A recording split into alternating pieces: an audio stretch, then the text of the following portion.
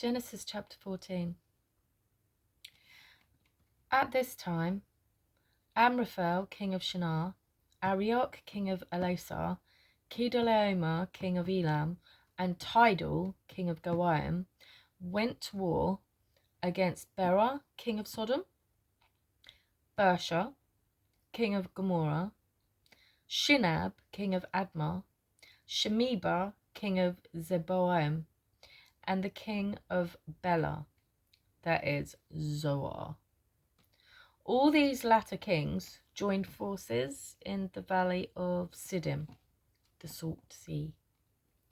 For 12 years they had been subject to Kedorlaomer, but in the 13th year they rebelled.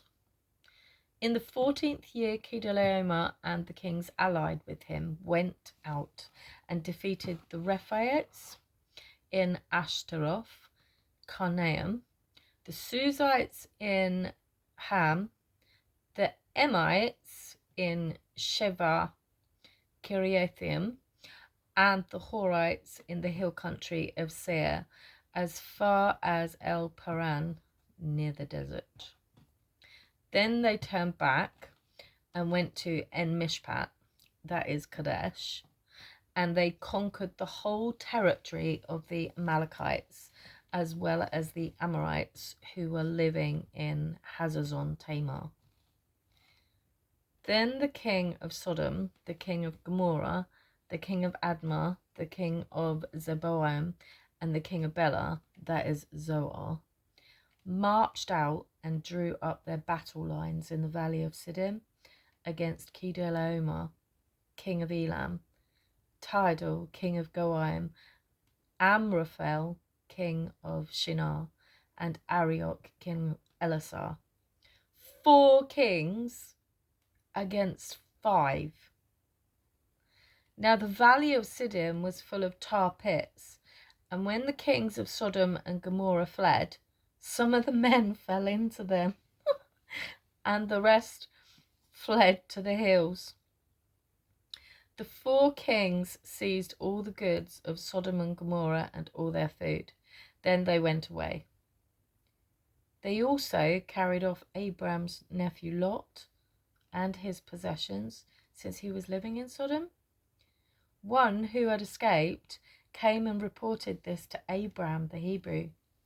Now Abram was living near the great trees of Mamre, the Amorite, a brother of Eshcol and Aner, all of whom were allied with Abram. When Abram heard that his relative had been taken captive, he called out the 318 trained men born in his household and went in pursuit as far as Dan.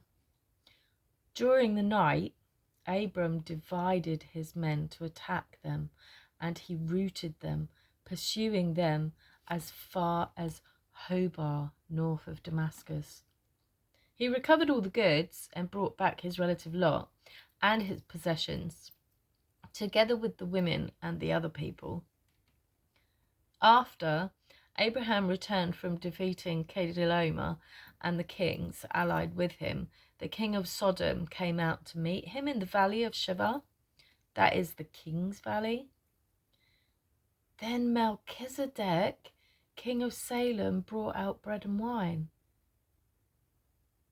He was priest of God Most High, and he blessed Abram, saying, "Blessed be Abram by God Most High, creator of heaven and earth, and blessed be God Most High, who delivered your enemies into your hand." Then Abram gave him 1/10 of everything. The king of Sodom said to Abram, "Give me the people and keep the goods for yourself." But Abram said to the king of Sodom, "I have raised my hand to the Lord, God Most High, creator of heaven and earth, and have taken an oath that I will accept nothing belonging to you, not even a thread or the thong of a sandal, so that you will never be able to say, 'I made Abram rich.' I will accept nothing but what my men have eaten, and the share that belongs to the men who went with me to Aner, Eshcol, and Mamre. Let them have their share. Whoa. Thanks for listening.